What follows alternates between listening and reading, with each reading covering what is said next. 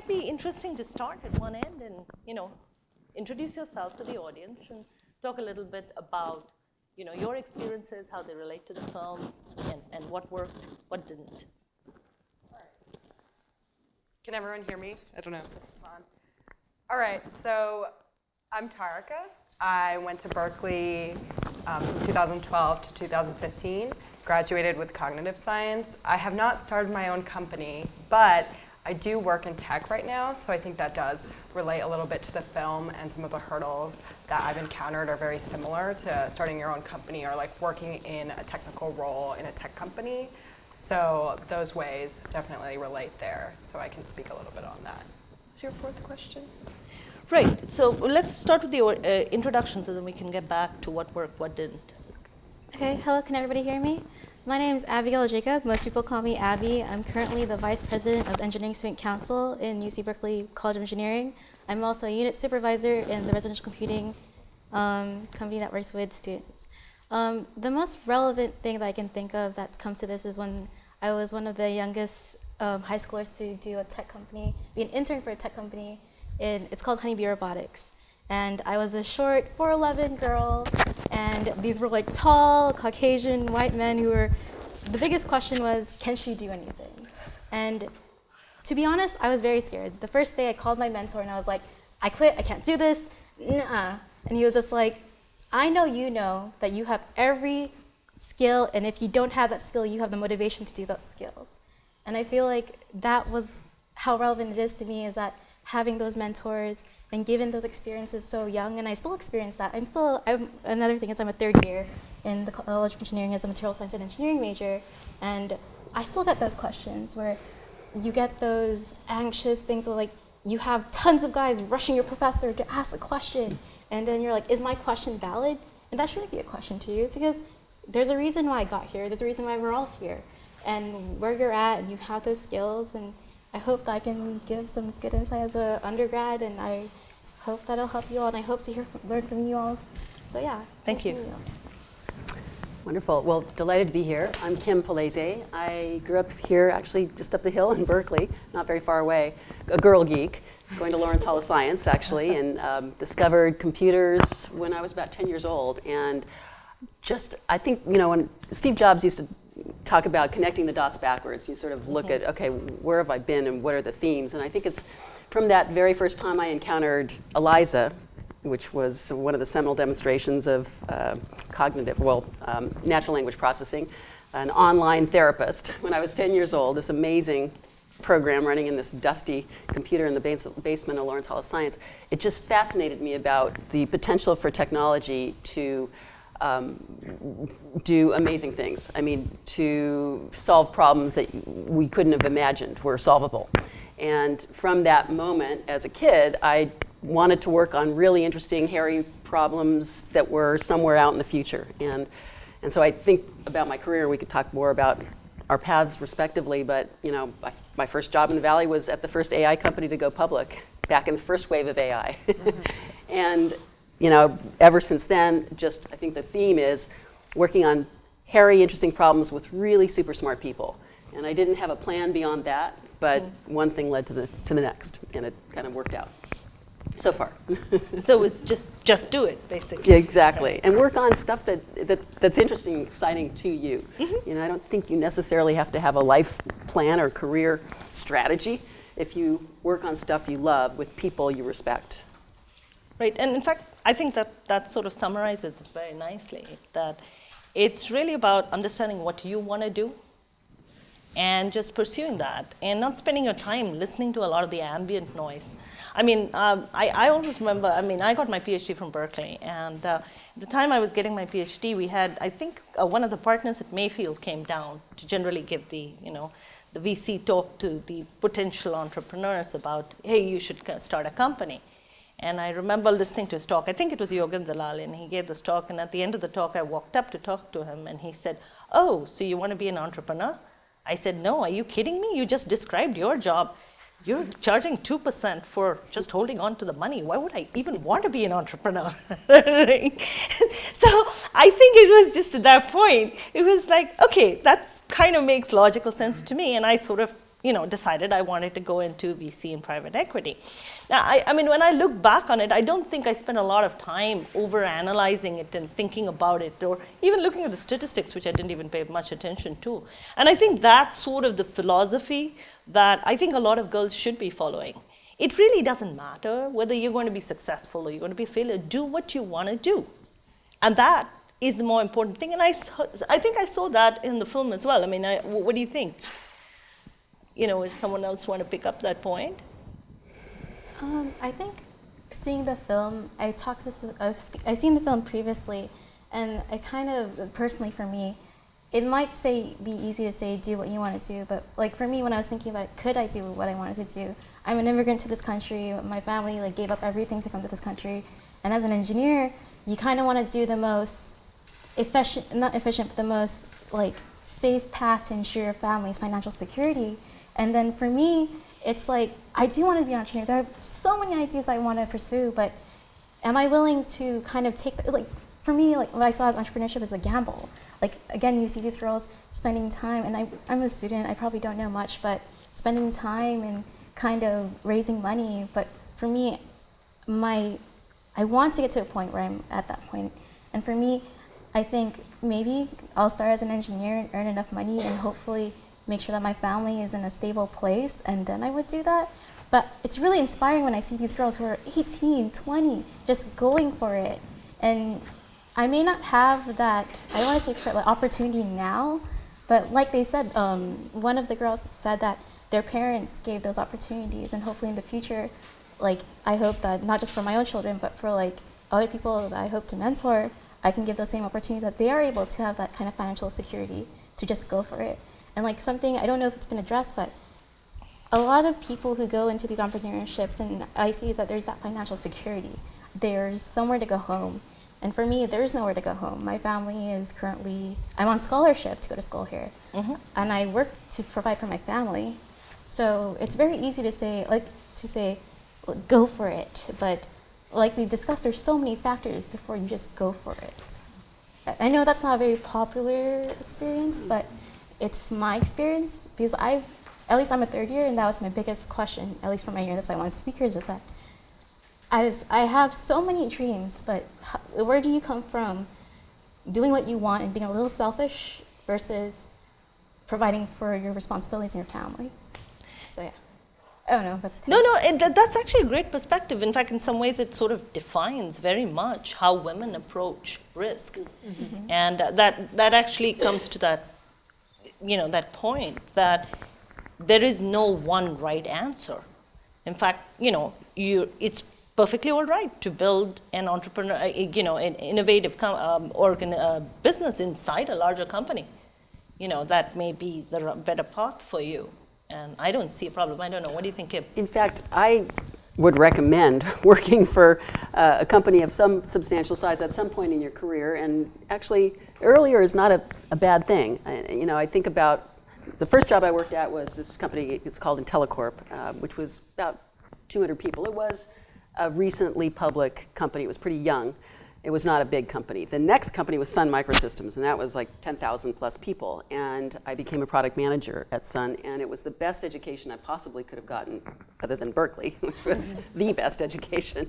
But being a product manager at Sun, it was a sink or swim environment. I had to learn everything on the job. There was no one holding my hand. It made me resourceful. It actually was the best preparation for becoming a CEO, as it turned out, because as a product manager, you're responsible for every element of getting this lump of technology into a commercial success in the market.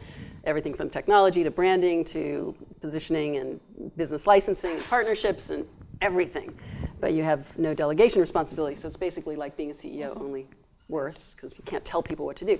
So that experience at Sun was so formative, and I ultimately became the product manager of what became Java. So just that experience, which was multiple near-death experiences getting Java out to the world, was really formative. And I could not have gone on to co-found Marimba, this enterprise software startup, with 3 of my colleagues from the Java team, if I had not worked for Sun, this big company where I learned not only kind of how to do it right, but also what doesn't work, and kind of seeing how a large organization operates efficiently and not so efficiently, and all those lessons that you learn. So big thumbs up for working for big companies. Yeah, in fact, early on in my career, I went to work for Booz Allen in Hamilton. And what we were doing for a lot of clients was building businesses for them. Right. So, I remember one of our earlier clients was Bancomer, and we were basically building all the internet businesses for the bank when it first came out. And that experience of doing this, literally on somebody else's dime in some ways, was actually extraordinarily useful.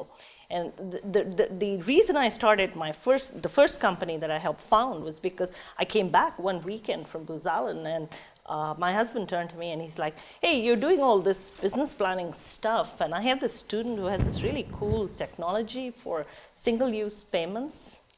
In fact, I think that's what Apple Pay eventually ended up doing, but this was a decade before Apple Pay. And he said, do you think you can help him build I don't know, a business plan or something? And I said, oh, sure. So we sat down on the dining table, and, I just put to work. I started to work with what I was used to doing for other people. Right. And it just flowed very naturally. So I think the advantage of a large company to some extent is it shows you in a much lower risk environment, what things could be. Yeah. And that's a great, benchmark for you to work towards. Absolutely.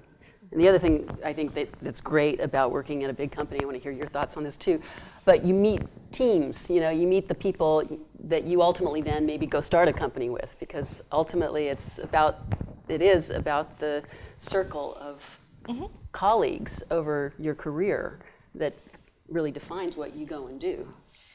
Yeah, I can definitely add to that. So right now I work at a consumer finance tech company called NerdWallet. It's about 500 people, which I think is a really good size to learn and grow from. And there's just a bunch of different teams, and I can go sit with our program management team or our product management team or engineers and kind of learn and soak up information from them and actually start building those networks. So what I've started doing is having friends in different parts of the company where I can actually learn and grow from them, and hopefully if I ever want to start my own company, using them as resources. So I definitely think working a little bit or taking some time to learn and be a sponge is really helpful to progress in your career. So that's definitely something I'm trying to do right now, moving through the company and everything. So we talked about founding things inside a company and starting projects inside a company, as you talked about your experience as a product manager. Let's sort of switch gears and talk about it outside. Kim, if you could talk about your experiences, what worked and what didn't work when you went outside. So we had just launched Java at Sun, and there were 4 of us who started kind of off to the side meeting and talking about this whole internet thing might be pretty big, and why don't we start a company? And we had some ideas, and we just decided to go for it. And it was really the chance for me, the number one reason to go do this was the chance to work with these 3 people who I respected immensely, who were 3 of the most brilliant software developers and hardware developers on the planet. And I just remember thinking, you sort of get chances, at certain points in your life, and you kind of have to recognize when you're at that moment. And I could never replicate, the opportunity to work with those people again.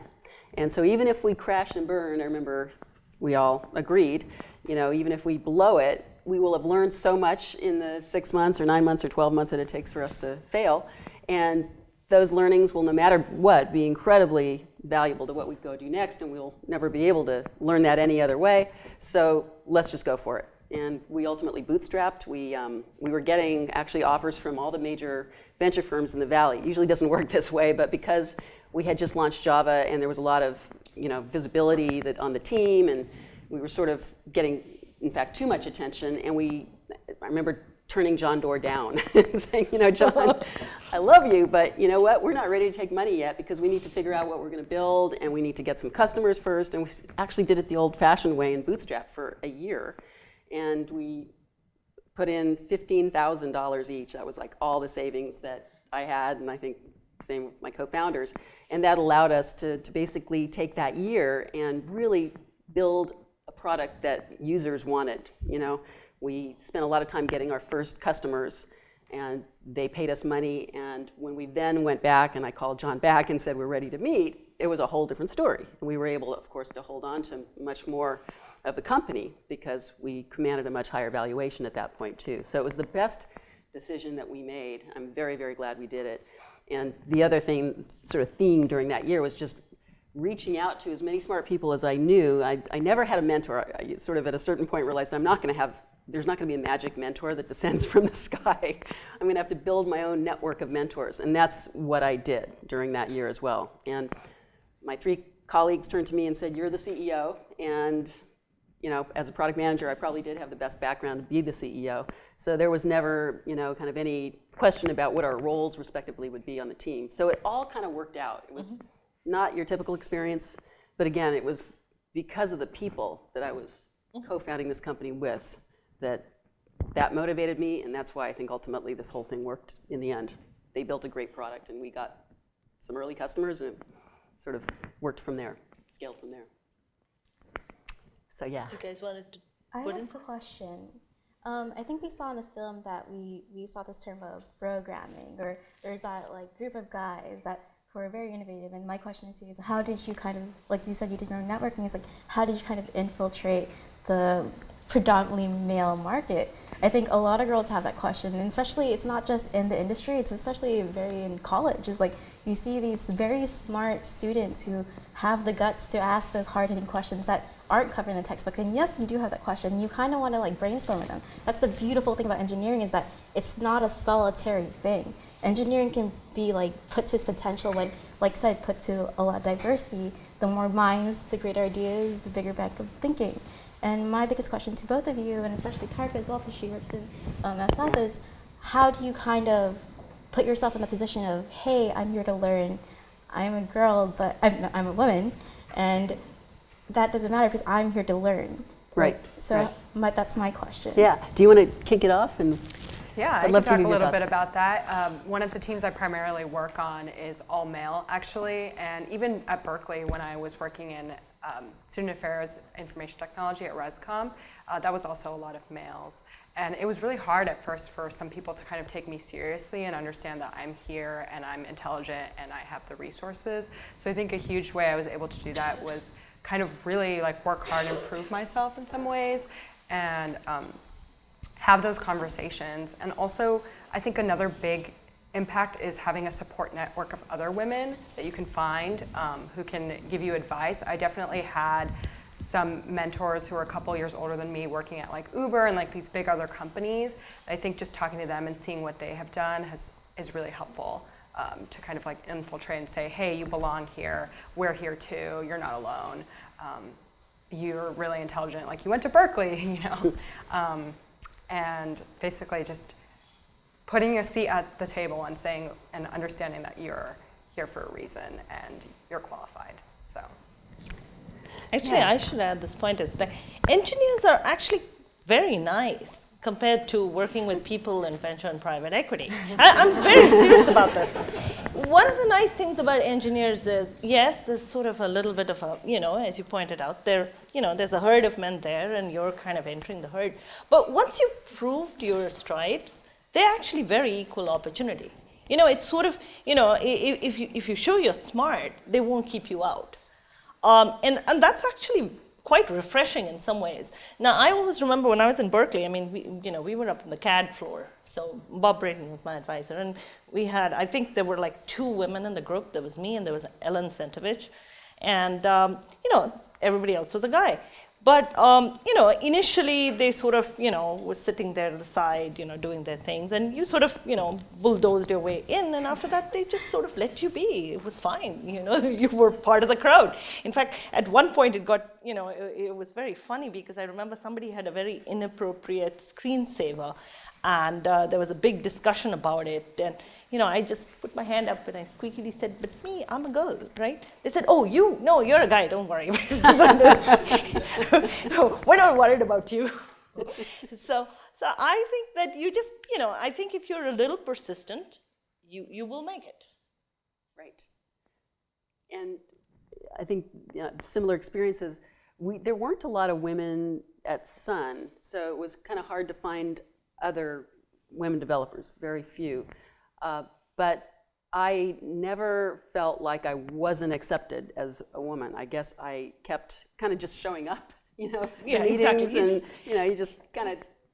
you just You have to be very pig-headed. decide to be That's present, the- exactly, that- and curious, always asking questions, learning, really reaching out to other people in the team, kind of making an extra effort, I think, to be engaged with everyone on the team. That helps a lot.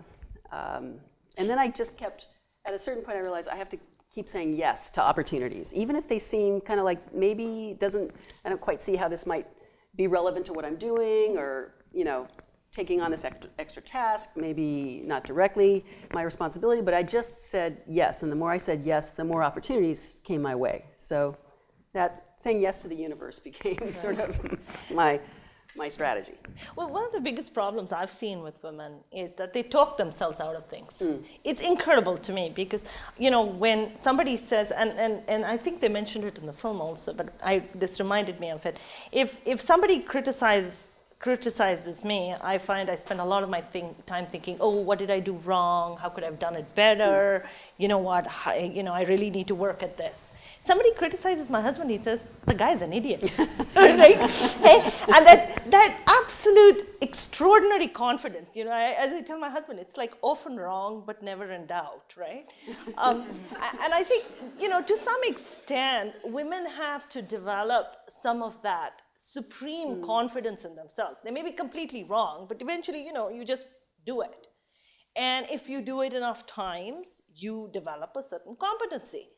But if you don't, if at the first time somebody says something, you kind of back away, you retreat into a shell and you spend your time self-analyzing for the next, I don't know how many years, you're never going to take those steps. And I think for me, that was the biggest learning. Like you just, you don't give a damn, you just do it. Exactly. I was at an event and Steph Curry was speaking last night, and I love one thing he said, which is, he never misses a shot. Of course he misses shots, but in his mind, he didn't just miss that shot, because otherwise he's going to psych himself out. And, it's sort of, at the same time, though, he's humble. There's a lot of humility there, and he wants to learn from other people. So it's like striking that balance of, not letting self-doubt erode what you do next, but also realizing you don't know everything. And everyone else has knowledge that actually you could learn from, So striking that balance, I think, is hard, but I think it's the key. Yeah, and I also want to add, piggybacking on your point, you don't know what you can get sometimes unless you ask. So a lot of times I've seen a lot of studies where females won't necessarily ask for a raise or something like that when they're outperforming, but a lot of males will. So that's one instance where it would be good to take the initiative. In my personal experience, there was a huge product release that I was really interested in, and I initially was like, oh no, they'll never put me on this. I'm not sure if I'm qualified, but I talked to a couple people and I asked hey, can I get involved? Can I do this? And then they were able to just put me on it, and I learned a lot and was able to prove myself. So I don't think that would have happened unless I had asked and taken the initiative myself. So I think that's really important to remember is you miss everything, you don't ask for initiatives. Things aren't necessarily just going to come to you as easily, I would say. Putting yourself on the map. Right. Should we open it up to questions? Okay, so we have about 15 minutes, so do we have questions from the audience? I think Danielle has a mic, so would you want to just raise your hand and catch her at the back? Right there. I just have a comment. After I got my PhD from Berkeley, I started a company, and I was absolutely terrified because I was a single mom at the time. And I was invited to the Web 2.0 Summit, and you were on stage. And the ability to copy, because I had no idea what I was doing. But I remember you were on stage, I think Esther Dyson was on stage, so two powerful women. And you had body language, you had a vocabulary, you were handling questions. And so, though I didn't have that many mentors, the ability to look and see other women and how they handled questions was my ability to learn. So I just want to thank you for that. Oh, and thank you. say that that's another opportunity for women entrepreneurs. Thank you, and I feel the same way. People like Esther and Heidi Roizen and Sandy Kurtzig, there's a generation before me, that I look to. So thank you for saying that.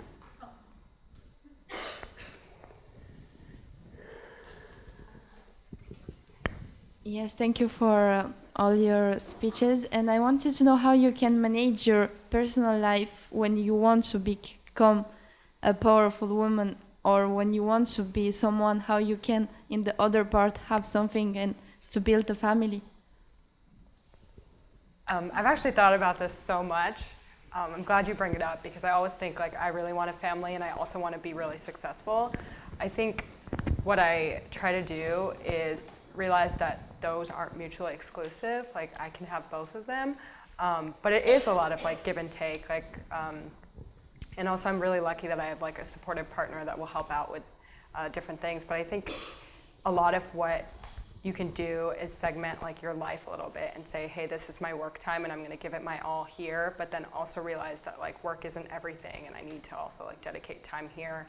I think also a lot of companies nowadays, like the company I work with allows me to have like a flexible work schedule. I can work from home, do those things. So that's a huge, I think, benefit now with a lot of tech companies is that schedule that allows you to kind of like manage your life and also work to the fullest. So I think the comment I would make is life is a marathon. We always make the mistake of assuming it's a sprint and we need to be a billionaire by the time we're 21. But the truth is, it doesn't really work that way. Life is a marathon and you're going to live to probably about 100. I mean, we have a president that's over 70 now. So, my point is that you can have everything you want. You can't necessarily have it all at the same time and before you're 21. So, if you have that realistic understanding that you're going to pace yourself and you're going to make trade-offs all the time, it works out. Of course, the one thing is it's important to have a supportive partner. I have an amazing husband. In fact, I always used to joke that Sanjay is a better mother than I am because he's so terribly involved. But I think, having that perspective that it is a long journey and there will be times where you will take a step back and there will be times where you will be sprinting and, that's perfectly all right. And I think no matter what, you always have enough time to have the thing in your life that really fuels you, that really makes life worth living, outside of work. And it might be family, it might be having a partner and kids, or it might be something else, And for me, it's always been dance. Like I grew up dancing here in the East Bay, and I just didn't want to stop dancing just because I was going to go into tech and start companies and stuff. And in fact, I don't think I could have done the whole startup thing without dance keeping me sane, using this other part of my brain, having this thing I needed to do every day in a way of defining myself even outside of my role in my job. So that was it for me. But I always encourage people not to give up the thing they love to do just because they're going to now start this really heavy-duty career or start a company. Don't give up the thing that fuels you because you're going to need it. Now, I think women more than men are multidimensional. It is true. I mean, we really do have, a perspective of a portfolio of things, as opposed to this is the only thing I'm going to do and I'm like razor focused on it, right? And that's actually an advantage. So, my view on it is, play to that strength.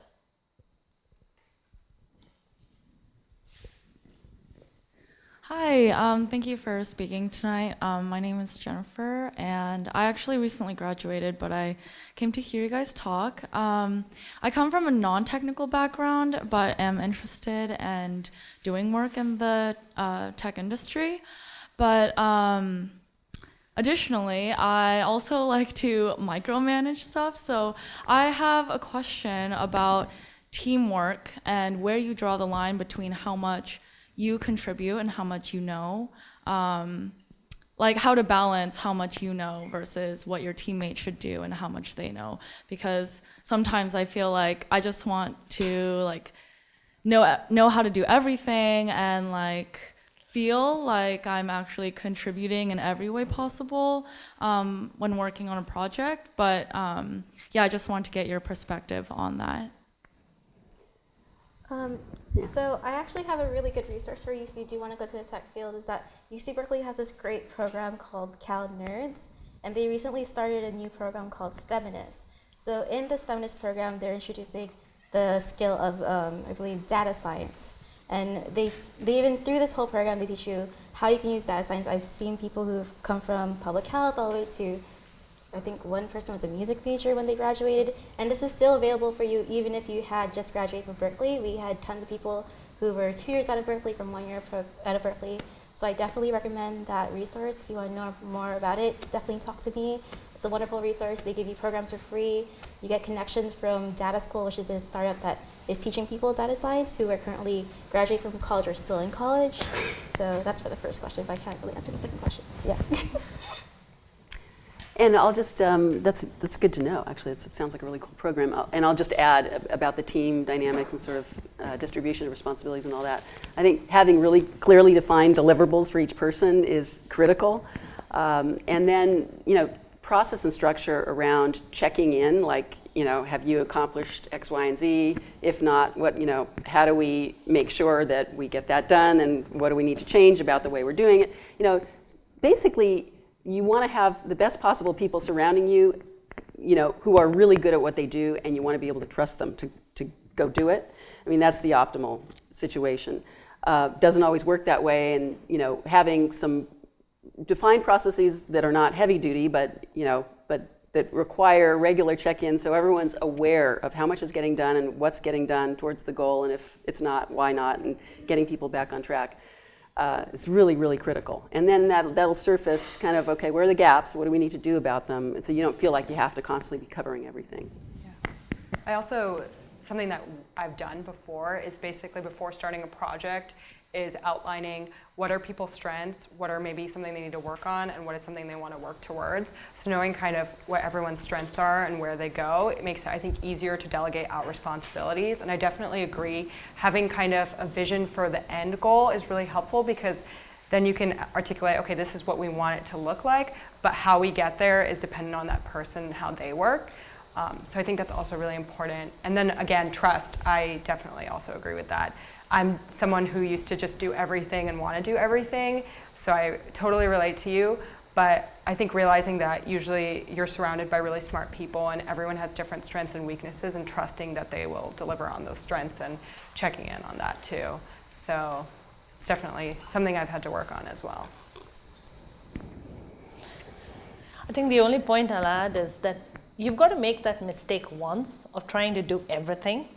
And then when you burn out, you'll realize you're not going to do it again.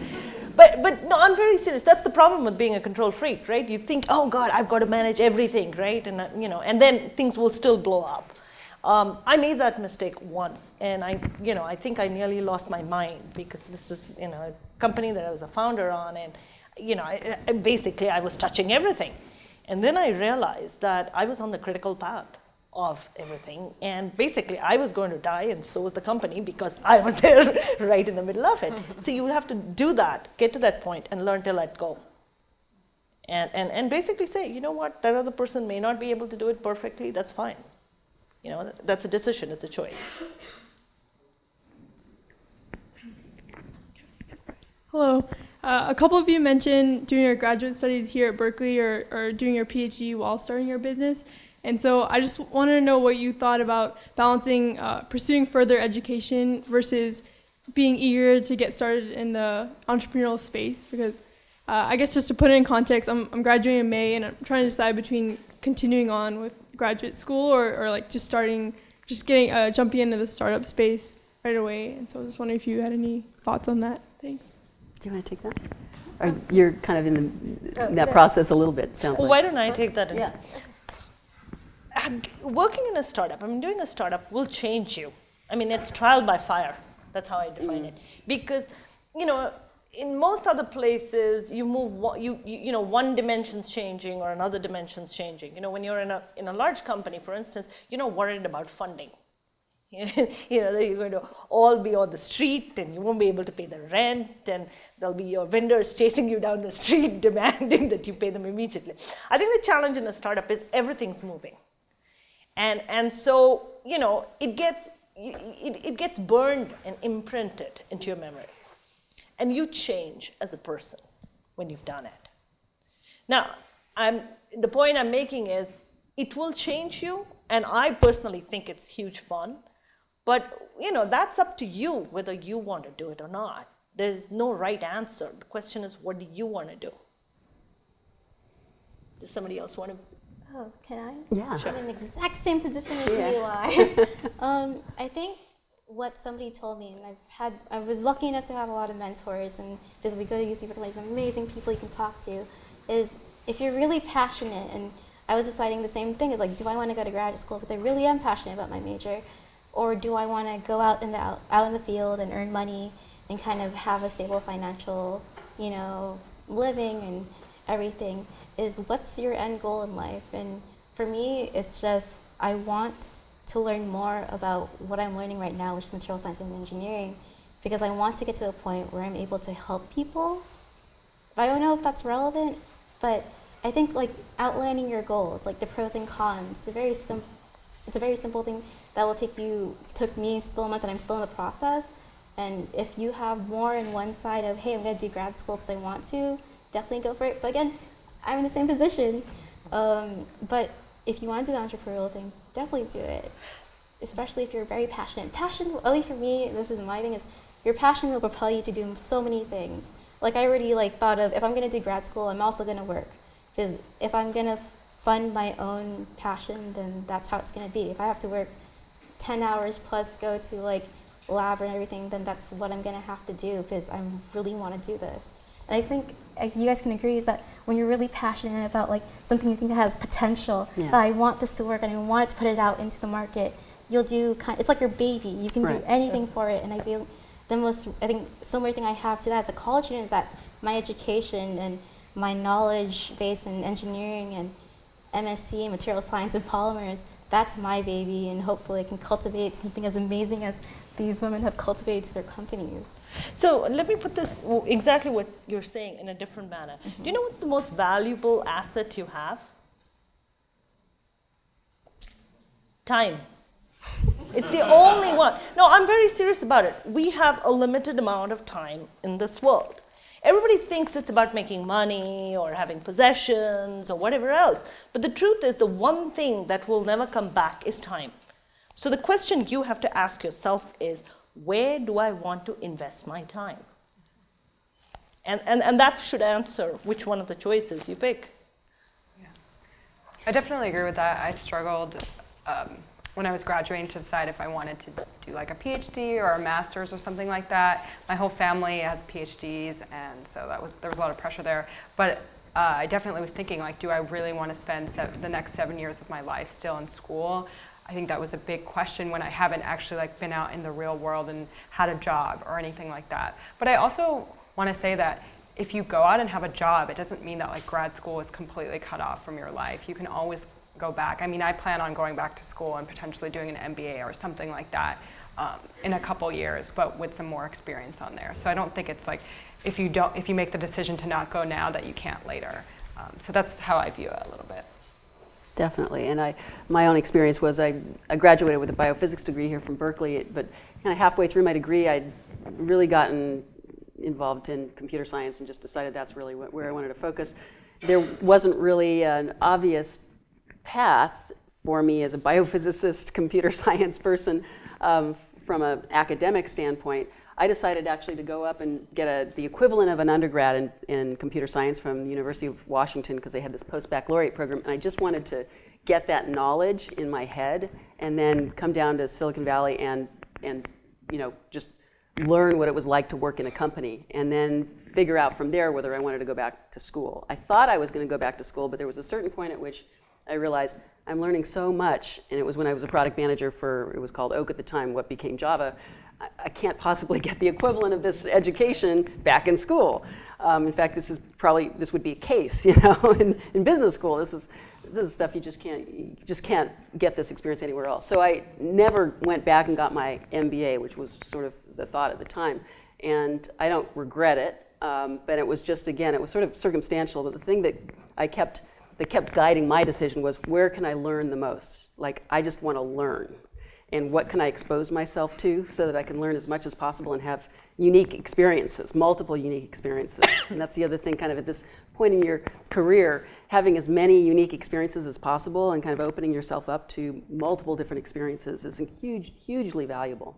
And when I think of hiring people, I look for people who have, a pretty wide range of experience. So that includes advanced degrees sometimes, but it also includes a diverse work experience and failures as well as successes, and big companies and small companies, and, maybe a year, traveling, and having, big challenges in other ways outside of work. So anyway, this is sort of ranges of experiences, large range of experience. So you bring up an interesting point, which is failure.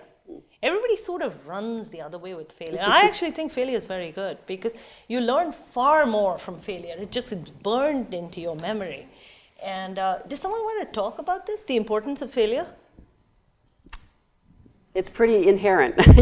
I mean, everyone fails at some point, and usually multiple times.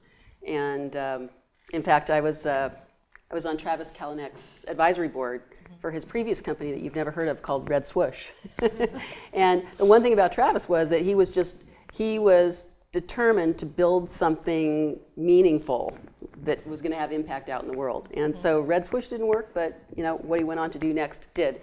And he hustled. He always was, looking for how do I bring in more resources and people. And so, I've had failures along the way to, both sort of a success here and then a failure there and then a success and then another failure. And so it's not that kind of, up and to the right path.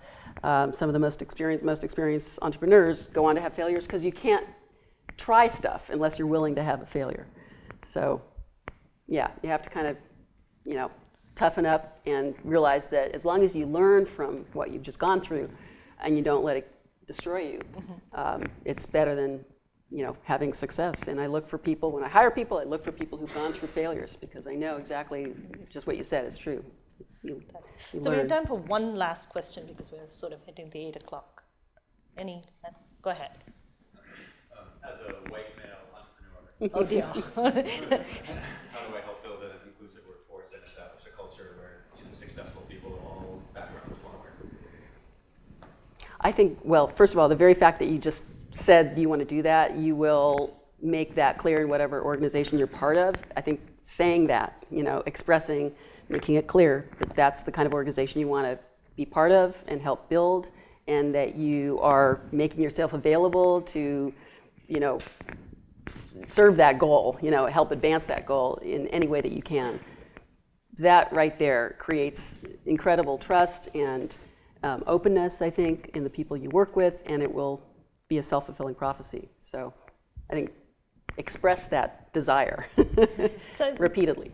Yeah, no, I think people diss white male entrepreneurs. I'm very honest. I've had mentors that have been white males, and they've been amazing.